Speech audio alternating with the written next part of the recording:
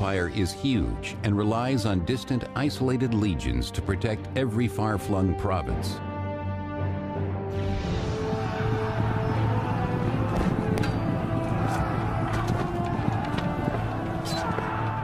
The troops at this point were forced into a situation where they often had to rely on self-help.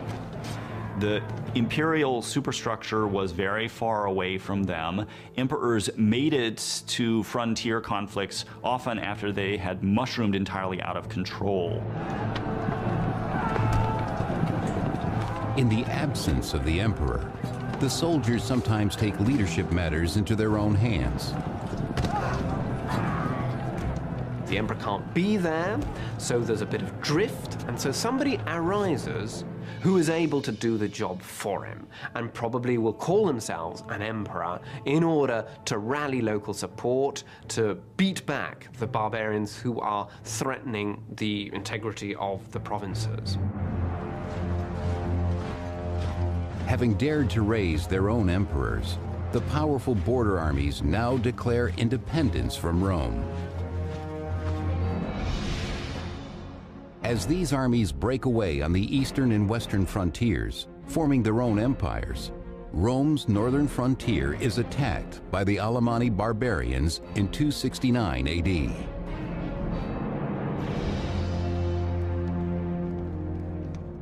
In his palace in Rome, the true Roman Emperor Claudius II is troubled by this devastating assault on Roman soil. Enemies from the other side of the Alps did more than invade the Roman Empire. For the first time in an extraordinarily long time, they actually crossed the Alps into Italy.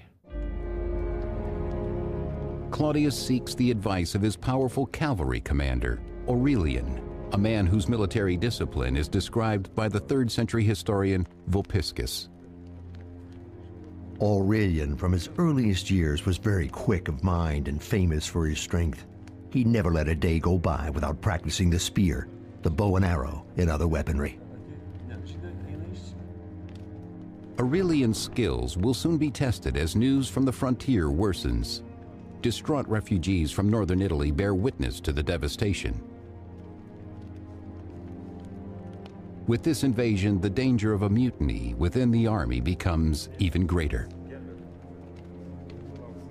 If barbarian people threatened to invade, then the local people would simply proclaim emperor whoever happened to be the military commander in the region at the time.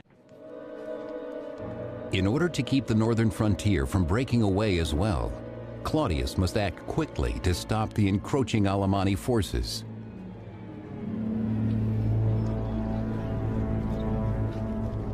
In the Alemanni camp, the barbarians celebrate, reveling in the rich spoils taken easily from a weakened Roman Empire, including Roman women and children they intend to use as slaves. We've got inscriptions, actually, which talk to us, which tell us about parties of raiders who've gone into Italy and taken lots of prisoners. So it's sort of easy pickings, to some extent, for these raiders. They're preying on an empire that is not at its peak at this time. The groups of Alemanni are led by powerful chieftains who ensure their warriors' loyalty by rewarding them with slaves of Roman blood. But the barbarians' greed knows no end.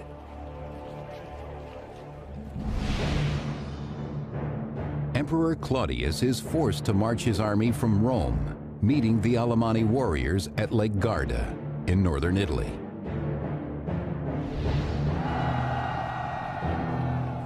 Claudius and his men face a brutal enemy, 4th century historian Ammianus Marcellinus. Rushing forward with more haste than caution, they threw themselves on our squadrons of horse with horrible grinding of teeth and more than their usual fury. Their hair streamed behind them, and a kind of madness flashed from their eyes. Emperor Claudius is also severely outnumbered, but he has a secret weapon at his side, the powerful cavalry commander Aurelian. He was known as Manu ad Ferrum, that is, sort of hand ready to the sword, ready to leap into action when that should be necessary. True to his name, Aurelian helps Claudius beat back the Alemanni, killing half their force and driving the rest back over the Alps. And in an effort to better secure Italy from future barbarian attacks, Emperor Claudius and Aurelian traveled to the Balkans to increase the military presence there.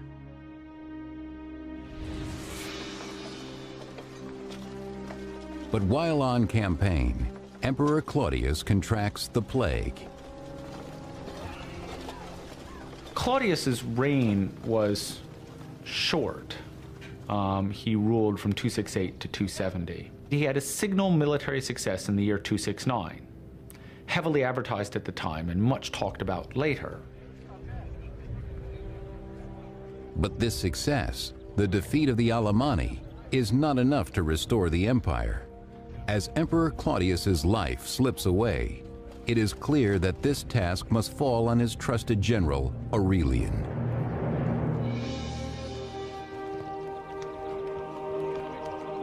He is declared emperor by his troops. Aurelian repays them by sacrificing to the god of soldiers, Sol Invictus, the unconquered sun, a deity now emerging as the god of victory within the army.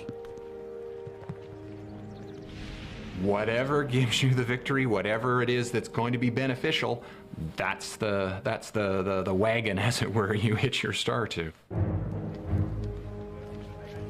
A man of low birth, Aurelian now rises to the highest position in the empire because of his military brilliance, like many great generals before him.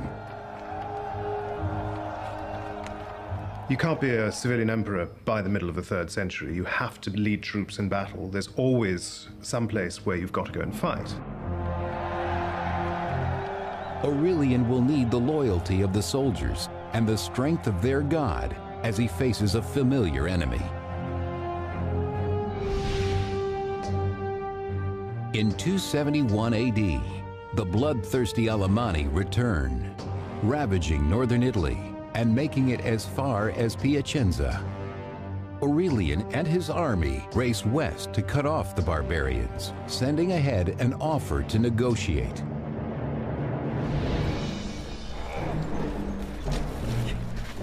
But the Alemanni have other plans.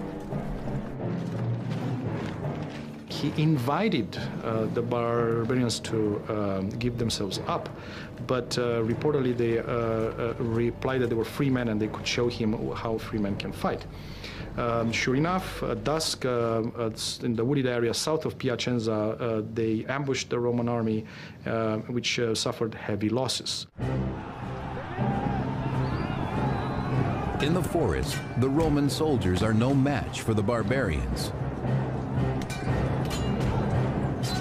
Why was an ambush such a successful tactic against Roman troops? And largely the answer lies in the form of organization of the Roman armies. They were trained, the discipline consisted in training them to actually fight in a line, in a formation.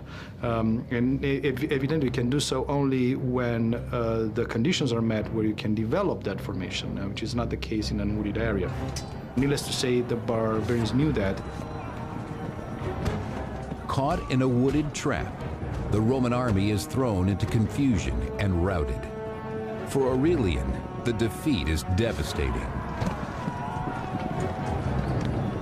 The troops are, in some ways, very loyal to their own commanders, but they're also very fickle. So if an emperor is winning, they are happy to support him. Once an emperor starts to lose, then he's almost certainly done for. Aurelian rallies what troops have survived, praying that they will remain loyal. He needs them now more than ever to keep the Alemanni from reaching the city of Rome.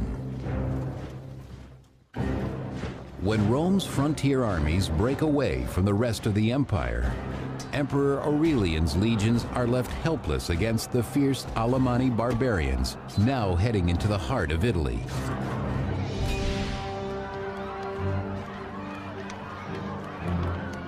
Terror grips the people of Rome as they fear the barbarians' arrival is imminent.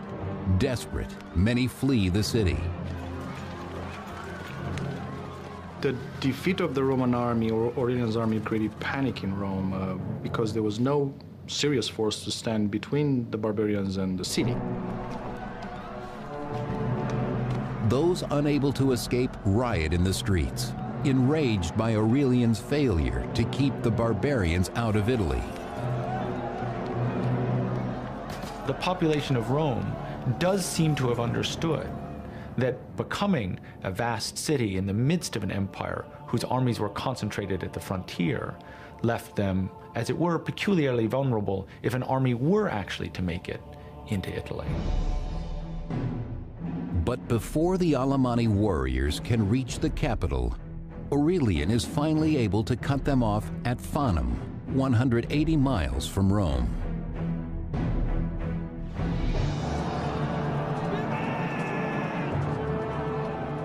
After his recent defeat, Aurelian must win back his army's loyalty with nothing less than absolute victory. Emperors had always relied upon the support of the army. And emperors may have presented themselves as champions of the Republic, but the reality, the underlying reality of imperial powers, it always depends upon the army. Together, Aurelian and his soldiers teach their barbarian foes a lesson in Roman discipline. They learned now that whenever there was an opportunity for the Roman army to develop in tight formation, they had no chance. Overwhelmed, many barbarian warriors die a watery death in the Metaurus River.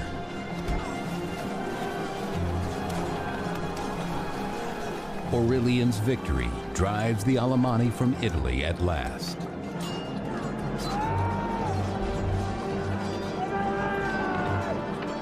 It's also regaining confidence, and no doubt his triumph served to boost morale at a time when it had been greatly shaken. But Aurelian's hard-won triumph in Italy is quickly overshadowed by news of rising conflict from the city of Palmyra on the empire's eastern frontier.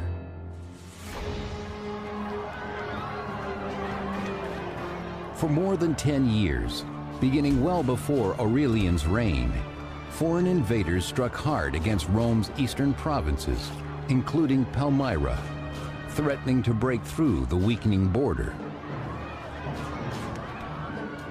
And this ongoing flow of populations, some of whom were highly militarized and used quite different tactics than the Romans were used to, caused very profound problems in the eastern provinces.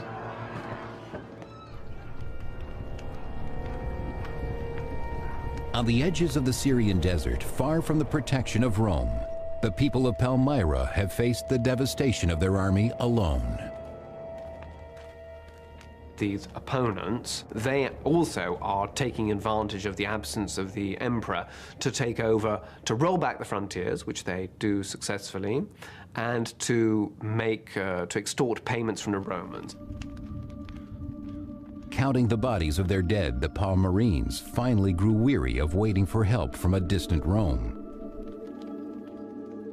These people in these various areas who are threatened by invasion, they wish they were better protected, so they call upon local defenders to take on the role that the emperors seem unable to do, because the emperors can't be everywhere. In a blatant act of revolt, the Palmyrine army took matters into its own hands.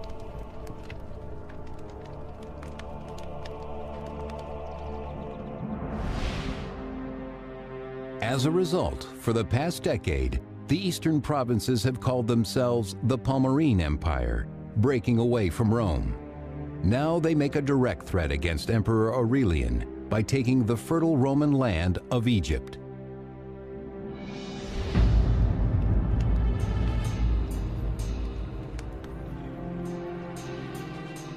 The rich Egyptian granaries are now controlled by the Palmyrine queen. Her name is Zenobia. We're fascinated by this figure of a woman of the East wielding such control, perhaps a latter-day Cleopatra type. And incidentally, I mean, she did try to associate herself with Cleopatra. When they took over Egypt, she sought to sort of establish a connection in order to reconcile the Egyptians to her rule. With Egypt under her thumb, Zenobia basks in her power, ordering the granaries to stop shipments of grain to Rome, cutting off one of the empire's main sources of food. Italy was, of course, the affective heart of the empire. It was where the empire began. But Africa and Egypt had long been the breadbasket of the empire. That's where the agricultural wealth was concentrated. Queen Zenobia, with her loyal general Zubdus at her side, now holds the empire's grain hostage, sending a clear message to Rome that the Palmyrene are powerless no more.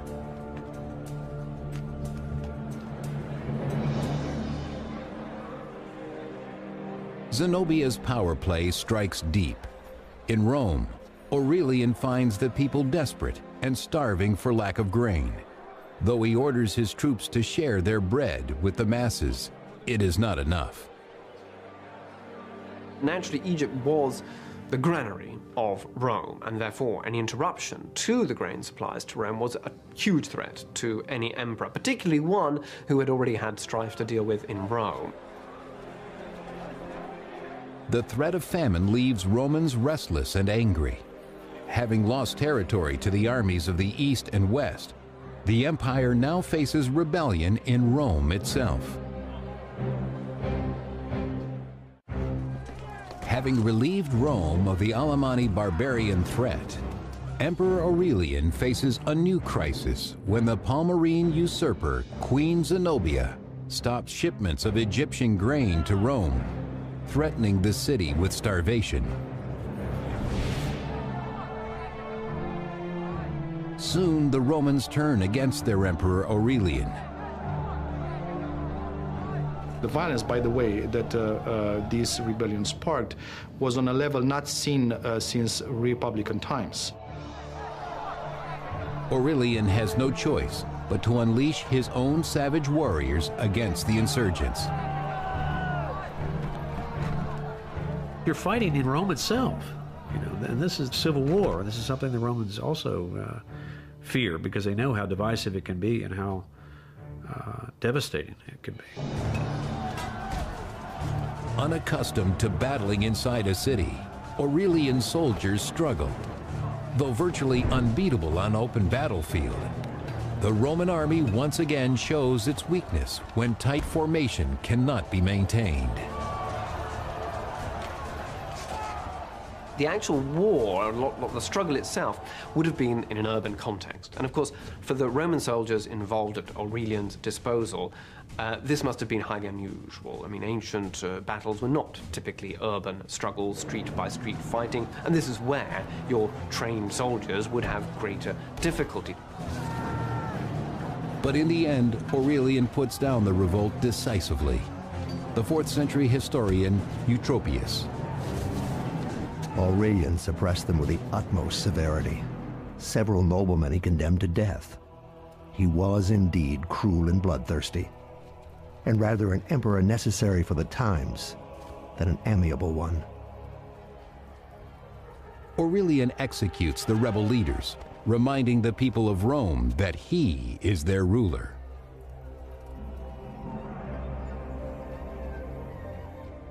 The emperor has crushed the resistance. He now rebuilds the city walls against external forces. Rome will be strong and safe in his hands.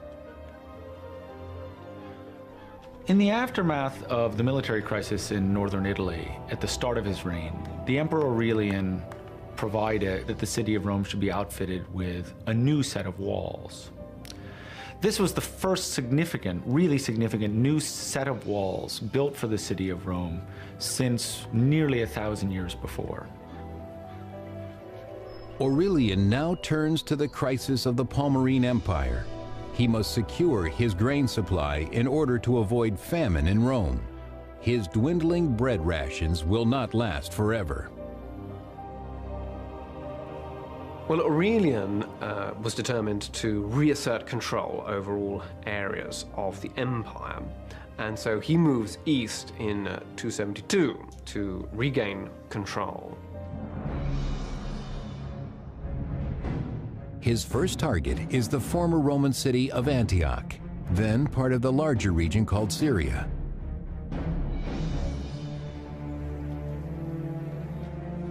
Antioch is a bustling city, invaluable to Rome as a wealthy center of trade.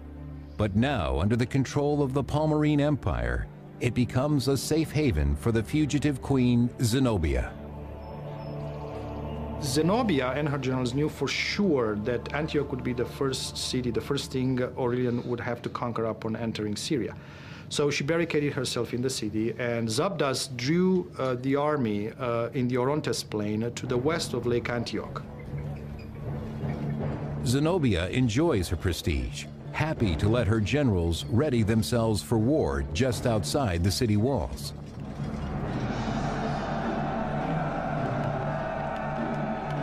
There, Zenobia's general Zabdas meets Aurelian's army on the battlefield.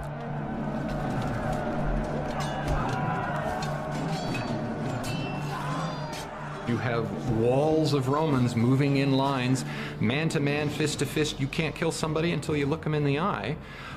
You've got arms getting cut off, hands getting cut off, damage to the neck, to the face. But as his infantrymen fall prey to the swords of the Palmyrenes, Aurelian knows his only chance is to outmaneuver General Zabdas. It is during this battle that Aurelian instructed his highly disciplined light cavalry to perform what later came to be known as the feigned retreat stratagem. Aurelian's light cavalry pretends to flee, tricking the Palmyrenes into giving chase, leaving the protection of the main lines behind them. At which point the Roman cavalry turned back and cut them to pieces. In any case, indeed, the Palmyrean cavalry was destroyed, and the road was open to Antioch. General Zabdas orders the surviving Palmyrene troops to retreat. Zenobia and her generals head toward Palmyra. Aurelian gives chase, determined to catch the queen before she reaches her home city.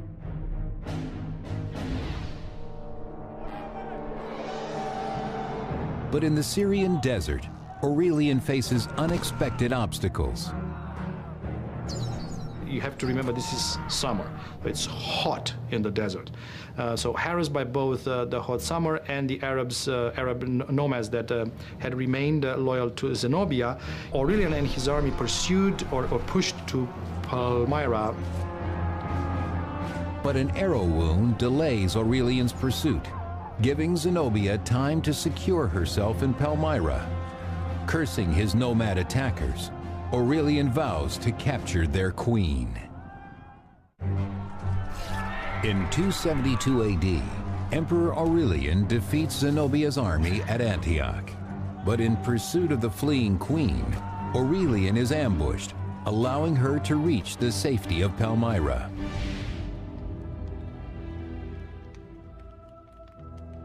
Now ordered to surrender by Aurelian, who has besieged the city, Zenobia writes him a scathing rebuke in the spirit of her model, Cleopatra. Whatever must be accomplished in matters of war must be done by valor alone. You demand my surrender as though you were not aware that Cleopatra preferred to die a queen rather than remain alive, however high her rank. Despite her bravado, the proud queen knows she is not safe for long in the city. She quickly packs for travel. Palmyra itself is not really ready for a siege anyway. They built some very hastily erected defenses, and clearly Aurelian has some support inside the city. It does not hold out for very long. Queen Zenobia and her general Zabdas slip away into the cover of darkness, eluding Aurelian again. In 272 AD, Zenobia races toward Persia, making it as far as the Euphrates River in modern-day Iraq. But Aurelian's soldiers are in hot pursuit. On the banks of the Euphrates, the queen offers the boatmen gold to cross the river, but even her desperate threats are too late to save her. She was intercepted and captured by the Roman cavalry. They took Zenobia, her advisors and generals, as prisoners of war and put them on trial. Bound to prevent escape, Zenobia knows she will soon face Aurelian.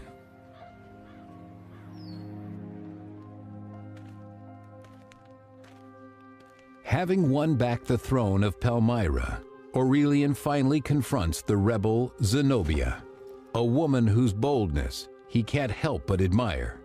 In his own words, "What manner of woman she is, how wise in counsels, how steadfast in plans, how firm toward the soldiers, how generous when necessity calls, and how stern when discipline demands."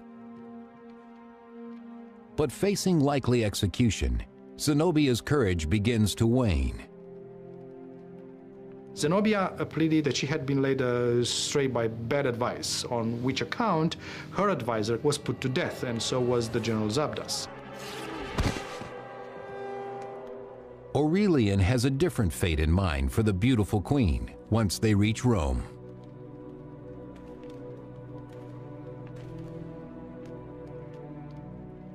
But before leaving Palmyra, Aurelian visits a temple where he will pay tribute to one god alone, the god of soldiers, Sol Invictus, who has ensured his victory on foreign soil. He clearly had in mind an alliance between him and the sun god that was responsible for his successes in Palmyra. He presented himself on his coins in terms of an association of the emperor to the god, Sol Invictus.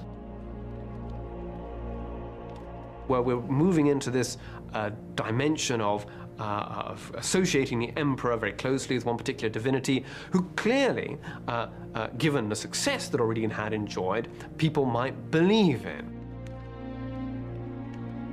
In the peace of the Eastern Temple, he sees that this is the one God to unite all of Rome. He does seem to have been participating in a growing trend toward universalism, both in religion and in Roman political control. Offering his own blood as sacrifice, Aurelian promises his God a nation of worshipers.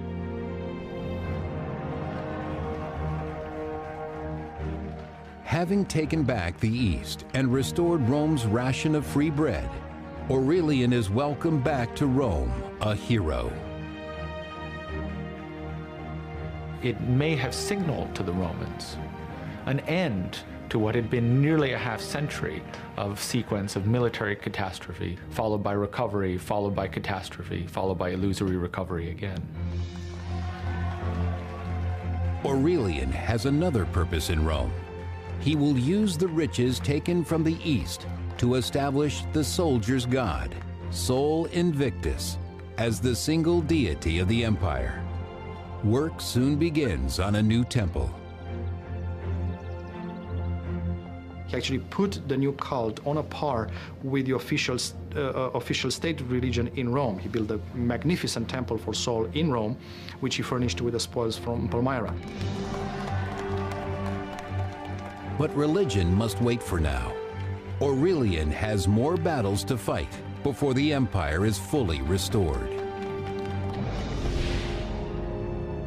To the north, the Roman territories of Gaul and Britain have fallen under the unlawful rule of a mutinous Roman army that calls their dominion the Gallic Empire.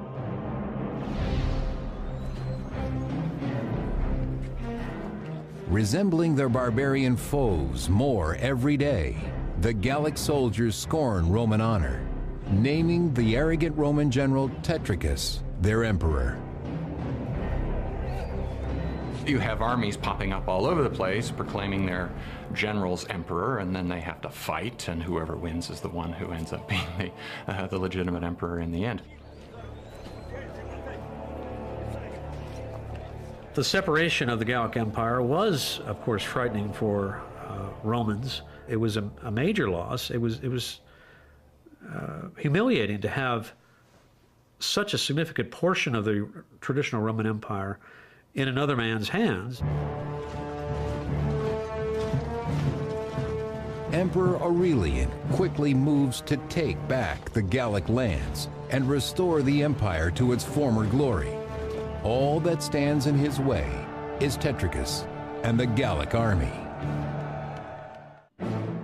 Having defeated Queen Zenobia and recovered the east, Aurelian now vows to take back the lost territory in the west from the usurper Tetricus and unite all Romans under one god, Sol Invictus, warrior god of the soldiers.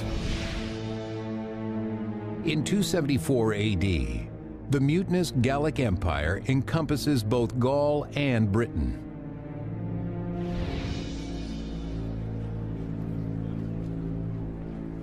There, the soldier emperor Tetricus and his army have become indistinguishable from their barbarian enemies. Undisciplined, they revel in the torment of their prisoners. The job of soldier emperor was tremendously dangerous because they're in power only because they are proclaimed by their troops. But it's a very difficult thing once in power to maintain that, because you have to avoid internal conflicts with other potential generals who see themselves as possible emperors. Tetricus cannot show any weakness to his troops.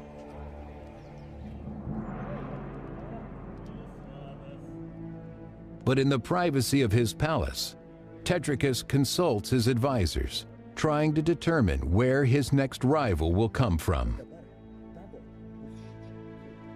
Tetricus himself had survived over the previous several years a number of internal disputes, some actually leading to considerable bloodshed among rival leaders in the Gauls.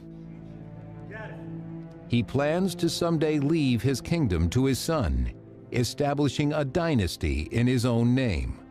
But reports of a new challenger now threaten to destroy this dream. It seems to have been clear to him that in the aftermath of his success in the East, Aurelian was going to and was already marching on Gaul in an attempt to reintegrate Gaul into the Roman Empire. With news of Aurelian's approach, the volatile Tetricus blames his advisors, lashing out at everyone around him. In 274 AD, Aurelian marches to Chalons, Gaul, in modern-day France, to face Tetricus and win back the western territories for Rome.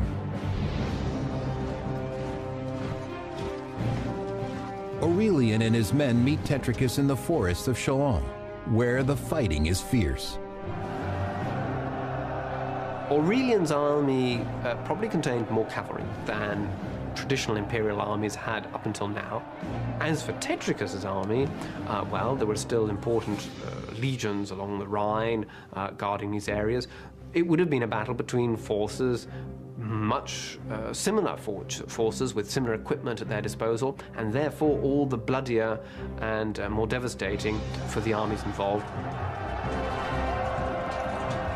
It is Tetricus's army that now bears the brunt of Aurelian's vengeance. Having dared to name another as their emperor, it is they who remain the greatest threat. Part of the crisis of the 3rd century is the importance that the army plays in choosing an emperor. This is something that's relatively new in the Roman world, and it's a result of constant warfare. The army becomes more powerful, it becomes more able to choose emperors, and it becomes more able to impose its own choice of emperors on Rome itself. Aurelian cannot allow this affront to his power. As Tetricus's army falters, Aurelian orders his troops to cut them down, showing no mercy. Some sources claim that Tetricus realized the game was up even before the battle, but it looks as though he did fight it out to the end, and it was, in the end, Aurelian who gained the victory. It is the culmination of his efforts to reunite the empire. In the end, he takes the usurper Tetricus prisoner.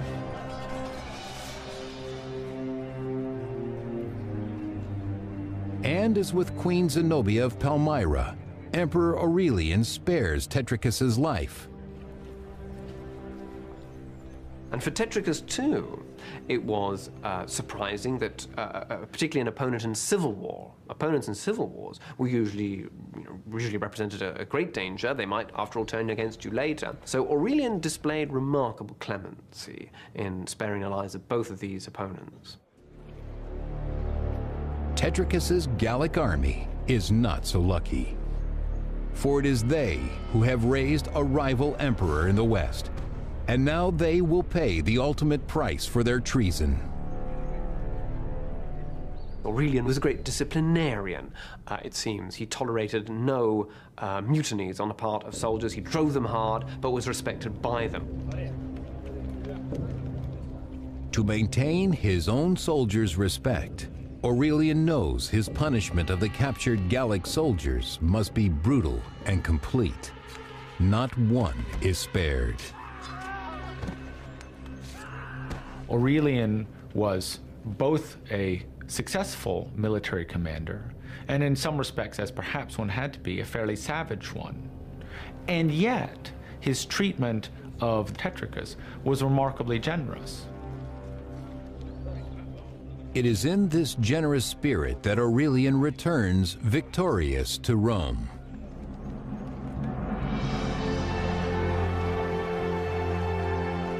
There, after 4 years of non-stop campaigning, Aurelian celebrates his reunification of the empire with a spectacular triumph parade, displaying high-ranking captives from every far-off conquest.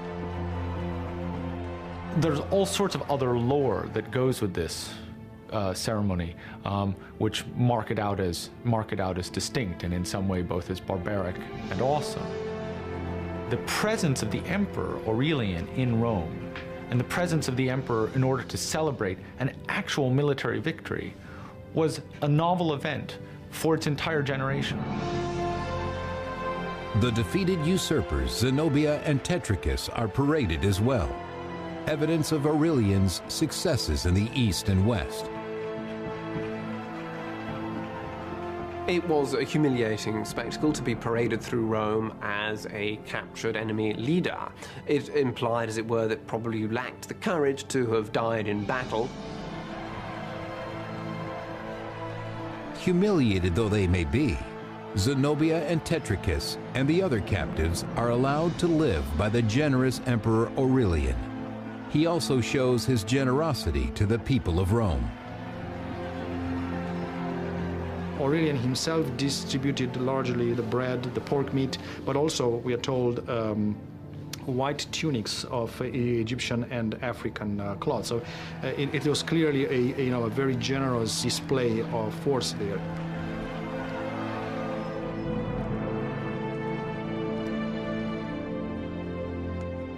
Grateful in his triumph, Aurelian consecrates the temple he has built for the god of soldiers, Sol Invictus, whose power and favor he believes have made him invincible. Many scholars believe simply that this was trying to enforce conformity among the peoples of the empire for political purposes and also for religious purposes, and those two things are not that easily separated in the mind of a Roman. Aurelian decrees this day, December 25th, will be celebrated each year as the birthday of Sol Invictus. Later emperors, also seeking to unite Rome with religion, will adopt this date for the birth of Jesus Christ. Even now, over 1700 years later, this once pagan holiday is celebrated as Christmas around the world. throughout the empire in the 3rd century, there's clearly a movement towards monotheism, towards different cults that believe in a single god, and sometimes in a single redeeming god.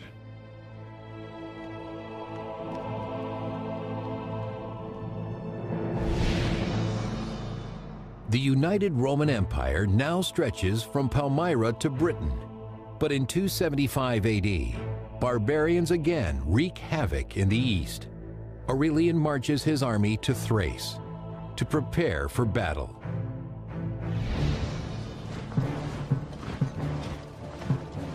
Aurelian is a fascinating figure.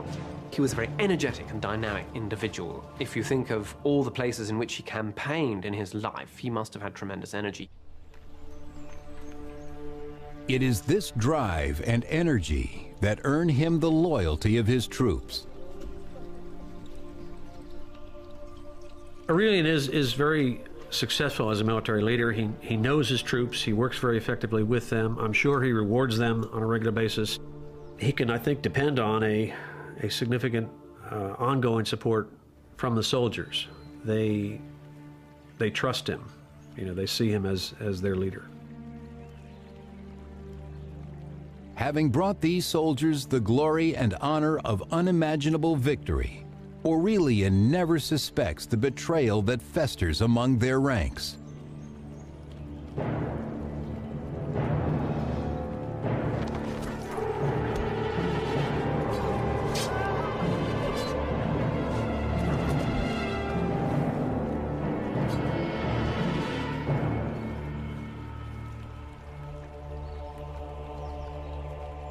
The assassination of Aurelian is again one of these things that's very difficult to explain, particularly at a time when he's been so successful militarily, when the troops should feel satisfied with that success and with their rewards.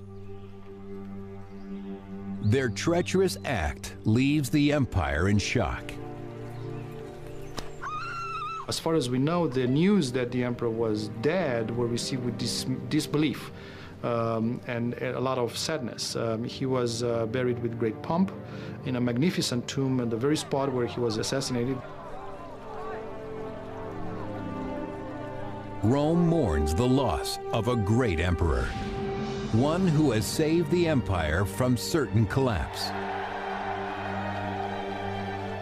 I think Aurelian's importance lies in the fact that it's the beginning of the Roman recovery, of the, as it were, the central Roman machine coming back to life, and he managed to reunite the empire, to bring it all under his central control. But in the end, not even the god of soldiers could protect him from the swords of traitors. And the empire he had worked so hard to unite fragments again.